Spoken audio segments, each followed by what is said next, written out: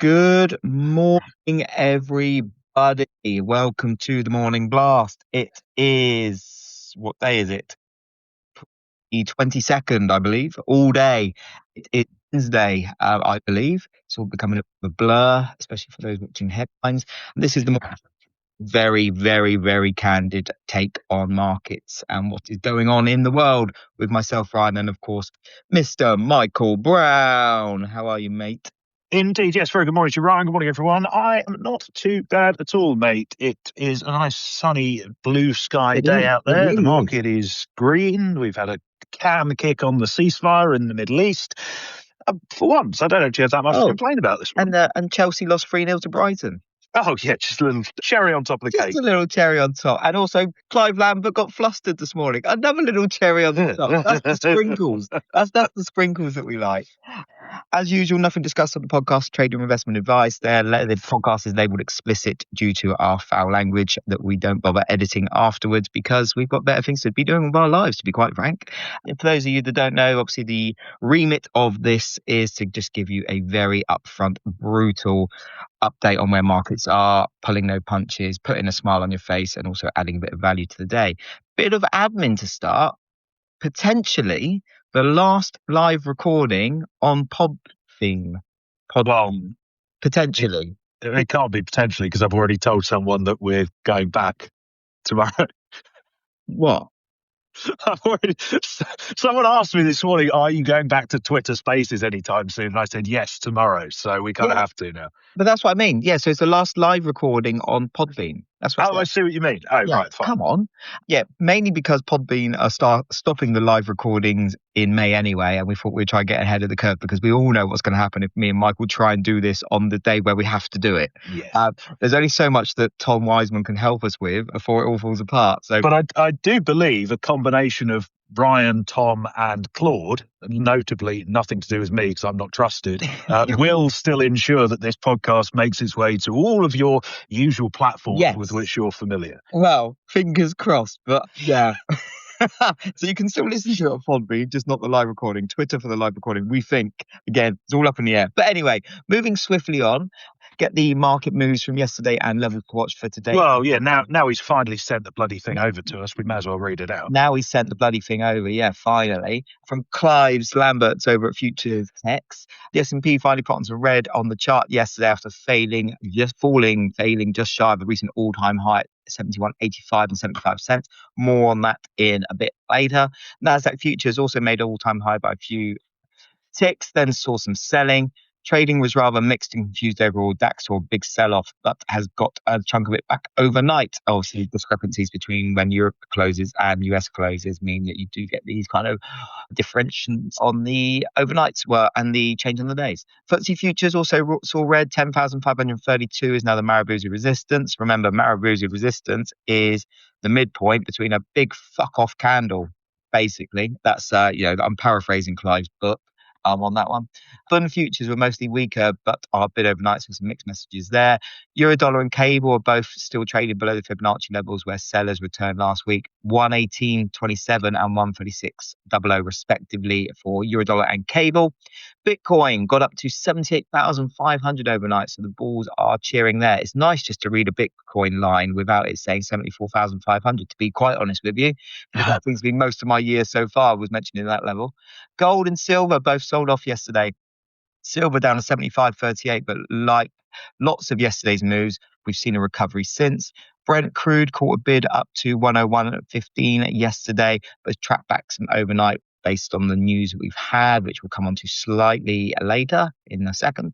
95.95 is a level to watch in the short term this morning, but with all energy levels, it could, you could be listening to this in 2 minutes time. Fuck. God, I'll be honest with you, it might already be out of date. I don't know when Clive wrote this, but one to watch there. WTI also rallied to put some distance on support, 85.72. TTF, that European benchmark gas, that rallied yesterday, put a bullish engulfing line on the chart. So some rare cheer for the bulls. Marabou's support in that one is 41.27.5. It's holding despite a weaker tone this morning. EU carbon markets went back to have a look at 74 level that we've been banging on about for ages. The low was 74.81 where the buyer stepped in. Bullish price action there. And finally, from Clive, Ags, US Ags. Obviously, we don't talk about the Matif French stuff.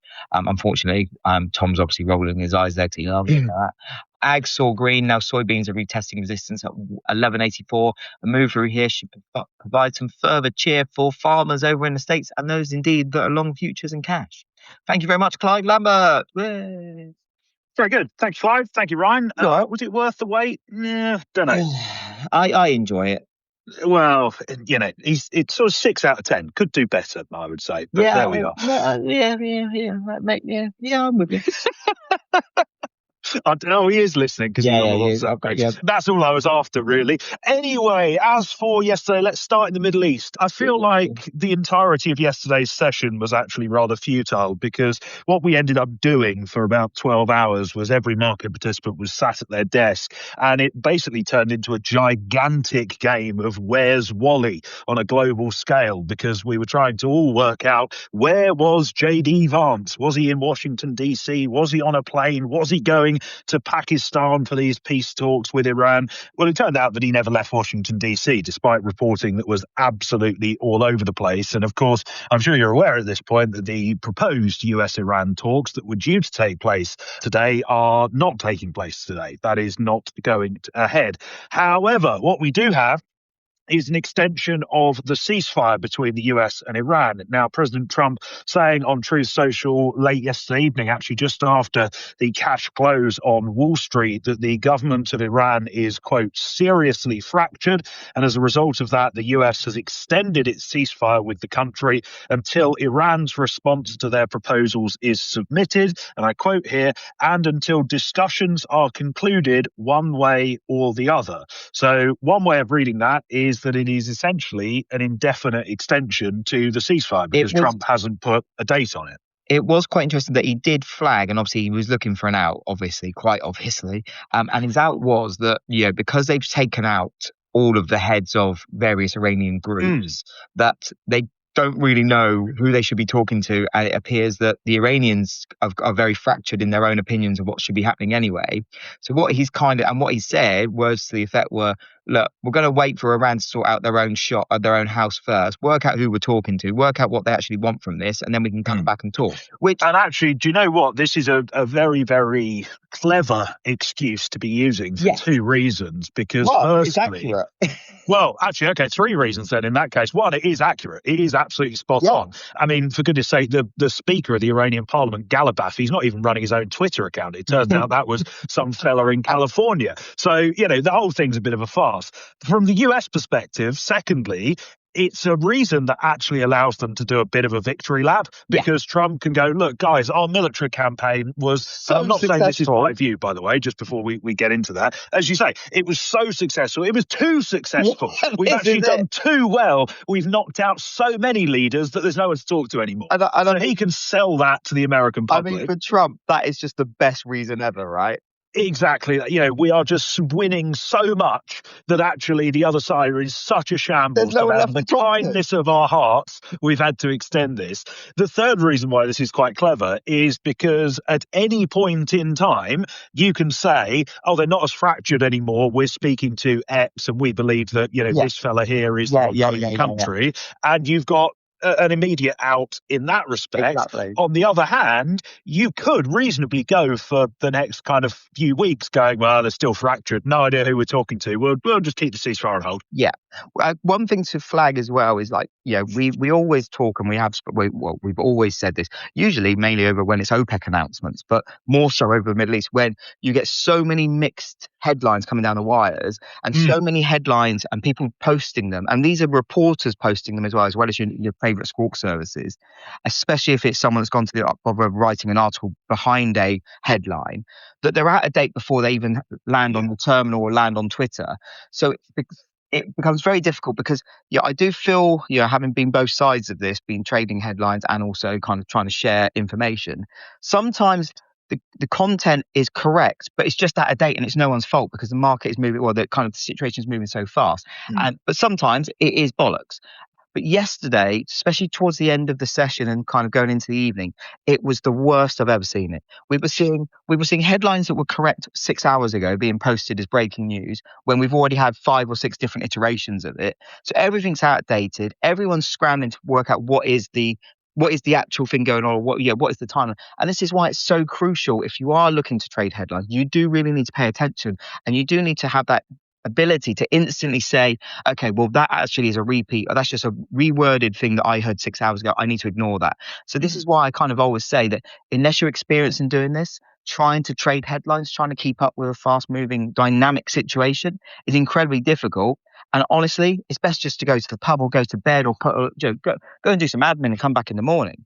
Mate, you're absolutely right, and I think certainly in terms of what we saw yesterday, the yesterday evening was ridiculous. I'm fully with you on that. Just not only the volume of news flow, but the conflicting nature of it all, and the fact that I was on the phone with someone yesterday afternoon, and it was around the time that I think it was the New York Times said that Vance wasn't going to Pakistan, and then half an hour later, CNN said he was. I remember saying on this call, 10 years ago, when I started in the markets, I didn't think I'd see, the S&P moving 50 handles based on whether the vice president's on a plane or not. It's utterly ridiculous. No, exactly that, mate. Exactly that. It's an absolute nightmare, and one of those moments when I'm glad that I'm not in front there clicking buy or sell. To be very honest with you. Well, absolutely. The one thing I would say,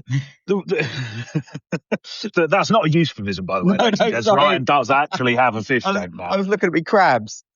Oh God, not for the first time. Anyway, the one thing I would just say, sort of just to bring the situation or the update on the Middle East to a bit of a conclusion, and you actually alluded to this earlier on, Ryan, is that this just underscores the fact that President Trump is really not seeking to escalate the situation once again.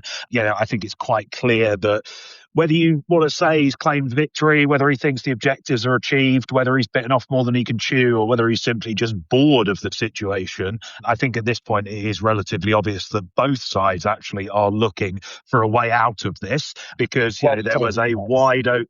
Sorry? Whilst saving face, they're both trying to do that. Yeah, absolutely.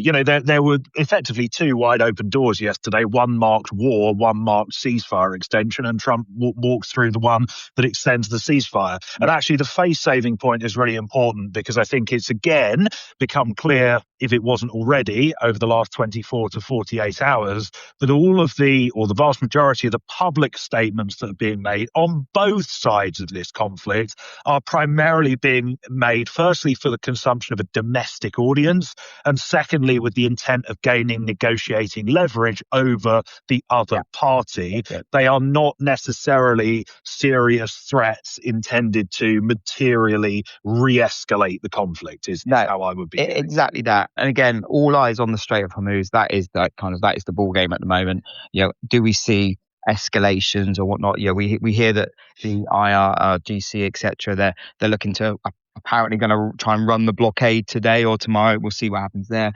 We have also heard reports of ships being convinced that they're sending Bitcoin or wherever it is to the Iranians to take passage. Turns out they're sending it to some hackers or some scammers, and then they're being fired at by the Iranians. So there's a lot going on. One thing to note as well, just a little thing that actually my good friend Rory Johnson flagged, I think it was yesterday. This weekend, just gone, was actually the worst point of the whole conflict for kinetic action in the Strait. So it'd be interesting to see now that officially we've got this ceasefire extension.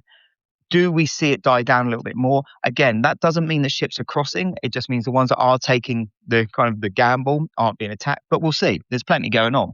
But again, for those of you trying to stay up to date and trying to trade off the back of each and every headline, good luck to you. I certainly wouldn't be doing it like that, but there you go. I think you need all the luck in the world on that one. Exactly that, my friend. Exactly that. What else is going on? We've had UK inflation data this morning. We have, but I did want to just talk very briefly about Kevin Walsh, actually, Of course, that was yesterday. and his nomination hearing in the Senate. I won't, spend too much time on this because actually it, it was pretty much bang in line with what we were expecting Kevin Walsh to say. To be completely honest with you, I think the key takeaways from what Walsh was saying are, firstly, that we are likely to be dealing with a Fed that again places the interest rate tool above the balance sheet tool in terms of administering monetary policy. Walsh said on a number of occasions that his view is that interest rates are effective because they impact the whole economy as opposed to the balance sheet, which impacts primarily those holding financial assets, which is where you get this whole idea of a K-shaped economy that a number of people have spoken about at some length. I would say, though, that while he was talking about how the balance sheet has been playing an unhelpful role and that the Fed need a smaller balance sheet, he did stress that if they are to shrink the balance sheet, they would do so, quote, slowly and deliberately. Yeah. He also gave a hint as to how he might want to do this, and I would actually be framing this as opposed to the balance sheet being smaller. I think what Walsh really wants is the balance sheet to be tidier, because he was saying that the Fed should not be holding long-term assets on the balance sheet. So there's a very kind of easy answer to this. If you want to shorten the average maturity of your portfolio, all you need to do is basically a reverse of the Operation Twist that they carried out back in the mid-2010s, where you sell your longer duration bond holdings and buy treasury bills to make up for them to keep your overall portfolio at the same level. And it just kind of tidies things up a little bit. So that's good for the kind of the more technical side of things. But in terms of your vibe, obviously, because this is the first time in basically best part of a year we've had substance out of Walsh. What is your impression? Like, gun to your head, what's your kind of simplified impression of, what we've got coming down the pipe from him? I think, firstly, the Fed will still be a market-friendly Fed in terms of for risk assets and for equities. We know that Walsh is espousing supply-side economics and wants to lower Fed funds rates, so that's clearly a market positive. I think it will also be a Fed that, again, taking his comments yesterday at face value, is one that offers considerably less visibility on the policy outlook than we have got used to over the last decade or two. Walsh was again talking yesterday about how he's skeptical of the value that things like forward guidance can add, how he thinks that Fed officials should speak a lot less in public. I think it's pretty certain that the dot plot is going to be killed off. Thank the fucking Lord for that, because it is utterly useless. So I think they're probably the two key takeaways. One is that the Fed will still be there to support financial markets in one way or another, but that potentially there is going to be a period of adjustment for markets, because we've all spent decades now knowing 6 months in advance what the Fed are going to do next. Well, maybe that's not going to be the case anymore, and maybe we're not going to have 15 Fed speakers a day, and maybe the outlook is going to be a little bit more uncertain, so that could lead to potentially higher volatility. People lost their mind yesterday when the headline came across that Walsh is looking to kind of rein in forward guidance, but I've said many times, I think you've been in agreement with me, that forward guidance is a bit pointless because they're guessing as much as we are. So and again, thank God for the dot plots to be, booted into touch, because that they just wind me up at the best of times. The other thing with sorry to interrupt. The other thing with forward guidance, particularly in the case of the Bank of England, of course, is that central banks don't always stick to it. You think about the number of times that Mark Carney gave guidance of, we will begin to raise interest rates when unemployment falls to X level. Unemployment gets there, and then you do nothing. I think forward guidance has very much served its purpose at this point. Yeah, no, exactly that. I didn't realize how much fucking Walsh has got kind of invested. What was it? Oh, yeah. Warren grilled him on his $100 million plus a juggernaut fund that apparently he's going to have to divest before taking the oath, etc. He's done all right. Well, of course, this is just Kevin Walsh's wealth as well. His wife Jane, of course, is heir to the Estee Lauder fortune. So, you think Walsh is worth a lot. She's worth even more. Yeah, no, exactly. I did think actually that, it did get a little bit spicy between Senator Warren and Chair nominee Walsh, as you might expect. Do go now. It's only a 5-minute clip. It is worth a watch if you've got the time. My view on that is, and actually I think a lot of the Democrat senators were probably doing the same, is they were trying to basically get clips that they can use in campaign material for the upcoming midterms. The narrative that they're basically trying to to construct is, firstly, this guy is a puppet for President Trump. He's just going to do what Trump tells him to do, which Walsh obviously denied. And secondly, and I think Warren was doing this specifically, was look how rich this guy is. Look how out of touch this guy is. He's the one who Trump picked to be in charge of your money, and he's the reason why your life is more expensive than it was, etc., etc. So, yeah, it's clever politics, but there's not really much signal that we can glean from that, I don't think. No, absolutely. I completely agree. Was there, to be honest, my focus was on what the geopolitical goings on. Was there anything else yesterday of note, or should we crack on with what we had this morning and then today coming up? No, not really, because I was doing the same thing. And if there was any other news, then I was far too exhausted to pay any attention to it, I think. So, yeah, we might as well talk about the UK inflation figures that we've had out this morning. For those who haven't seen the data, headline CPI rose by 3% on a year-on-year basis in March. That is up from the 3% that we saw in February, but it is bang in line with where markets had expected it to be. And it's also pretty much bang in line with what the BOE were expecting as well. They said in the March statement that they expected CPI to be close to 3.5%, the March print, and I think we are close enough to give them a little bit of a pat on the back on that one. The underlying price metrics were a little bit of a mixed bag. Core inflation, that came down to 3.1 from a prior 3.2, but services inflation, that actually rose to 4.5% from 4.3, which is the fastest pace since December of 2025. It won't come as any surprise to learn that energy was the primary reason why we saw headline inflation jump like it did. Motor fuels were the main upward contributor to the inflation number. They rose by 5% on an annual basis last month, which is the fastest rate since January of 2023. Personally, I don't think anyone can be especially surprised by the numbers we've had this morning. No. Energy costs have gone higher. Headline inflation is obviously going to go higher as well. The key thing for the Bank of England is, one, how high is inflation going to go, and two, how long is it going to stay there? And frankly, the data we got this morning doesn't go anywhere near helping to answer either of those questions. No, quite. I think, in terms of transportation costs, etc., basically fuel duties and whatnot, especially when we see jet fuel, that we're coming to crunch time on that. As we've said, basically about a month ago, it feels like we said, it's going to be mid-April before we start seeing the secondary round effects. And lo and behold, come to mid-April, and yesterday we had like Lufthansa cancelling 20,000 flights. We know pricing for airline tickets, etc., is screaming higher. We also know that airline tickets and whatnot are part of the CPI makeup. So, this is all going to come together now. I think, we're going to see a bit of a head on this.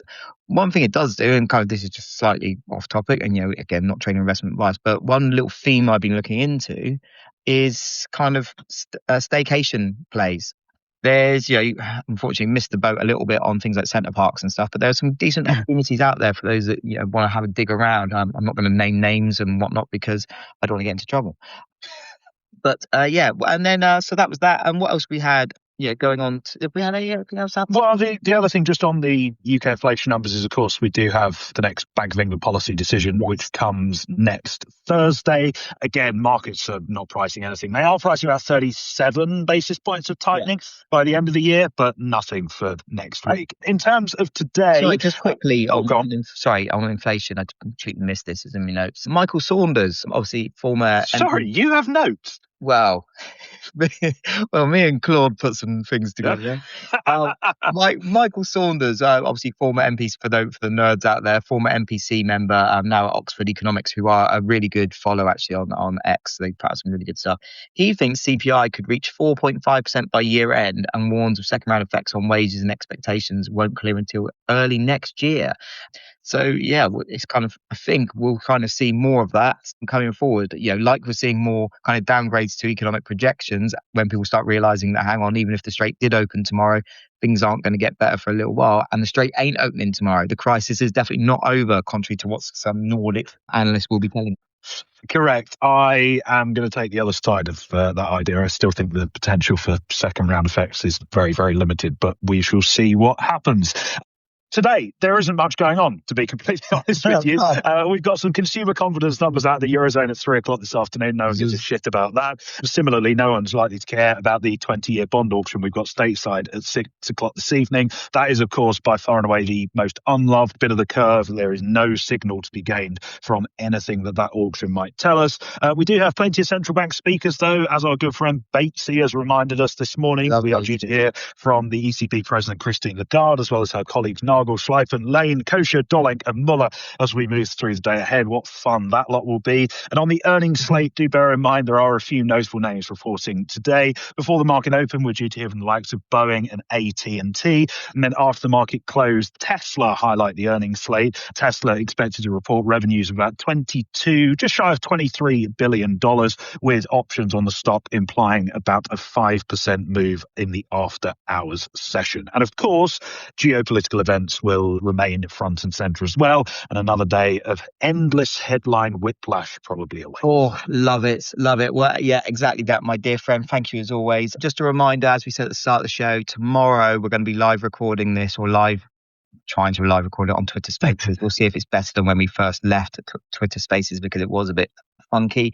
Shout out to a fella called Andrew Rycroft, who emailed me this morning or last night, whenever it was, to basically, one, big up PIQ Suite and the platform, the mobile site, and also to say how great the blast is. So, keep those kind of emails coming. He can buy me a pint if he wants, if you're listening. But anyway, that's enough from me and Michael. Michael, pleasure as always. Listeners, we hope we've added a bit of value to your day. Hope we put a bit of a smile on your face. Whatever you're doing, try and stay out of trouble. Keep it tight. And we'll see you all tomorrow on